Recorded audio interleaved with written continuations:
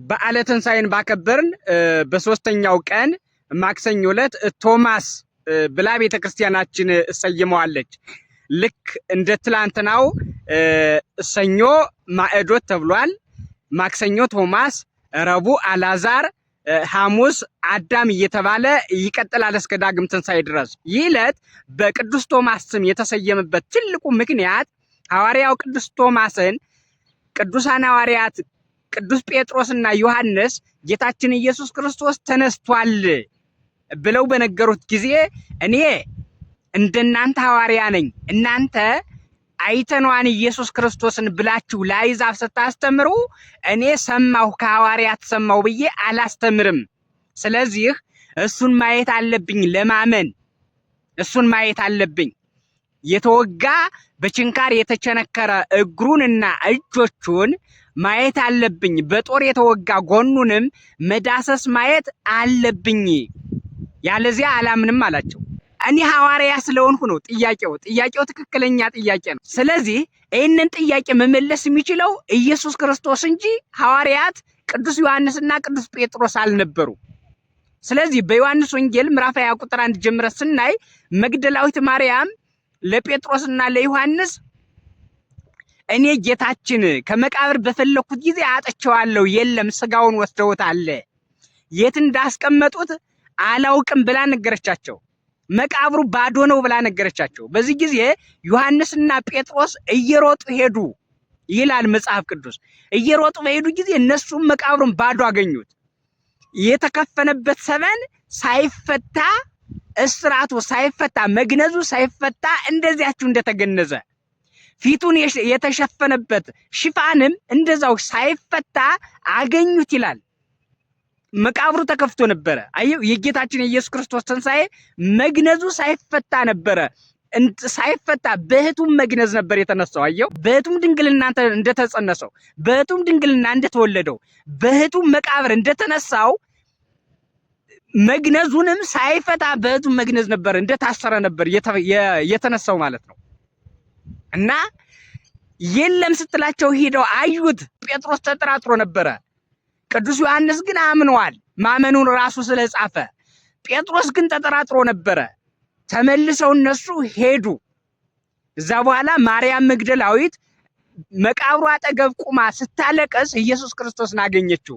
የአትክልት ጠባቂ መስሏት ነበር ይላል መጽሐፍ ቅዱስ። ትክክለኛ የአትክልት ጠባቂ፣ በእውነት ተክል የተባሉ ክርስቲያኖችን የሚጠብቃቸው፣ ከአራዊት የሚጠብቃቸው፣ ከተኩላ የሚጠብቃቸው፣ ከአዳኝ አውሬ ከዲያብሎስ የሚጠብቃቸው፣ ያዳናቸው፣ ራሱን የሰዋላቸው፣ ራሱን ለአራዊት ለወሬ አሳልፎ የሰጠላቸው፣ የሞተላቸው፣ ያዳናቸው፣ የተሰዋላቸው፣ ስጋውን እንዲበሉ ደሙን እንዲጠጡ የፈቀደላቸው፣ በስሙ እንዲጠሩ ያከበራቸው ክርስቲያኖች በእውነት እነዚህ ተክሎች ናቸው። ያ ትክክለኛ ሰራተኛ መስሎ ታይቷታል። በእውነት የአትክልት ጠባቂ፣ ትክክለኛ እውነተኛ የአትክልት ጠባቂ።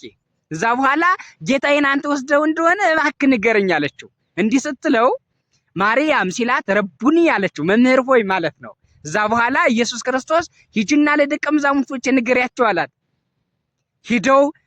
ሂዳ ነገረቻቸው።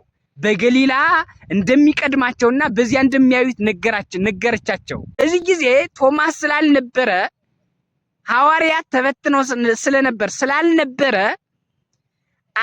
ካላየው አላምንም ማለት ጥንተ ሰዱቃዊ ነው ሰውየው። ሙታን ሙተው ይቀራሉ እንጂ ይነሳሉ የሚል እምነት አልነበራቸውም ቤተሰቦቹ። በዚህ ቤተሰብ ውስጥ ተወልዶ ስላደገ ይህንን ቢጠራጠርም አይፈረድም። ያቀረበው አመክንዮ ደግሞ ትክክለኛ ነው። እና አየነው ስትሉ እኔ ሰማው ብዬ አላስተምርም፣ እኔ ሐዋርያ ነኝ ማየት አለብኝ አለ። ትንሣኤ ዕለት ኢየሱስ ክርስቶስ ለሐዋርያት በአንድነት በማህበር ሳሉ ተገለጸላቸው። ወደ እነሱ መጣና ተገለጸላቸው። ከነሱ ጋር በላ፣ አስተማራቸው። ጊዜ ቅዱስ ቶማስ የተወጋ ጎኔን ዳሰው፣ የተቸነከሩ እጆችን እያቸውና አረጋግጥ አለው። ማለት ካላዩ አላምንም ስላለ ኢየሱስ ክርስቶስ መለሰለት። እነ ጴጥሮስ ያቃታቸውን ጥያቄ ቶማስ ዳሰሰው። በዳሰሰው ጊዜ እጁ ከሳት እንደገባ ጅማት ተኮማተረ ይለዋል። እንደ ፔስታል ከሳት እንደገባ ፔስታል ሆነ እጁ። ደረቀ። ስለደረቀ ምን አለ ቶማስ? ጌታዬ አምላኬ አለው። ጌታዬና አምላኬ እንደ ሰውነቱ ጌታዬ አለው፣ እንደ አምላክነቱ ደግሞ አምላኬ አለው። አንተ ዘይዜ ወአንተ ዘቀዳሚ፣ አንተ ቀዳማዊ ነህ፣ አንተ ዳህራዊ ነህ፣ አንተ አምላክ ነህ፣ አንተ ሰው ነህ፣ አንተ ገዥ ነህ፣ አንተ ተገዥ ነህ፣ አንተ መዋቲ ነህ፣ አንተ ኢመዋቲ ነህ። አንተ በስጋ ሙተሃል፣ በመለኮት ኃይል ተነስተሃል። አንተ ታመሃል፣ አንተ የታመሙትን ፈውሰሃል።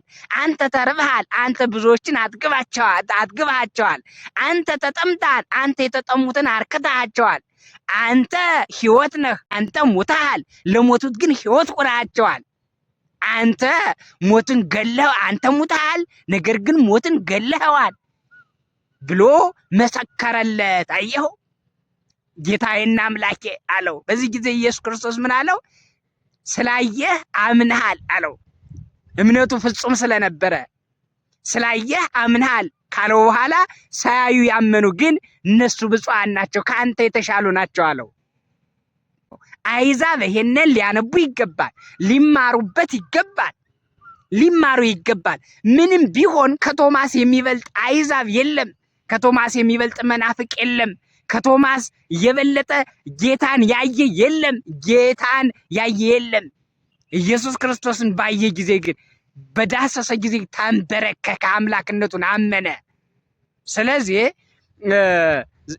ቤተ ክርስቲያናችን ቅዱስ ቶማስ ያመነበትን ሁኔታ ለምእመናን ለማስተማር ይህንን ቀን ቶማስ ብላ ሰይመዋለች። ቶማስ ብላ ሰይመዋለች። እንደ ቶማስ ያሉትን ለማሳመን እንደ ቶማስ ያሉትን ይህንን መልእክት ሲነገራቸው እንዲያምኑ ጆሮ ካላቸው፣ ጭንቅላት ካላቸው፣ ልብ ካላቸው የካዱ በክርስቶስ ያላመኑ እነዚህ የቶማስን ታሪክ አይተው የማመን ግዴታ አለባቸው። በዚህ ካላመኑ ይጎዳሉ። በዚህ ካላመኑ እንደሞቱ ይቀራሉ። ልብ በሉ መናፍቃን፣ ልብ በሉ አሕዛብ ልብ በሉ። ቶማስ አመን፣ ጌታዬና አምላኬ አለው። ኢየሱስ ክርስቶስም እውነት ነው ስላየኝ ነው ያመንህ። ነገር ግን ከናንተ በኋላ ከተነሱ መምህራን ተምረው የሚያምኑ እነሱ ብፁዓን ናቸው፣ ሳያዩኝ ያመኑ። አምላክነቴን፣ ጌትነቴን፣ አዳኝነቴን፣ ቤዛነቴን ሳያዩኝ ያመኑ እነሱ የተባረኩ ናቸው። አንተም አይተህ አምነሃል አለው። ነገር ግን ቶማስ ያቀረበው አመክንዮም ትክክል ነበረ። ለዚህ ነው ቤተክርስቲያናችን ምእመናንን ይህንን ለማስተማርና አንደኛ እንደ ቶማስ የሚጠራጠሩ ካሉ እንዲያምኑ፣ ሁለተኛ ኢየሱስ ክርስቶስ የባህሪ አምላክ እንደሆነ አስረግጣ ለመናገር በዚህ ቀን ቶማስ ብላ ሰይመዋለች። ይህንን ቀን ማለት ነው ቤተክርስቲያናችን።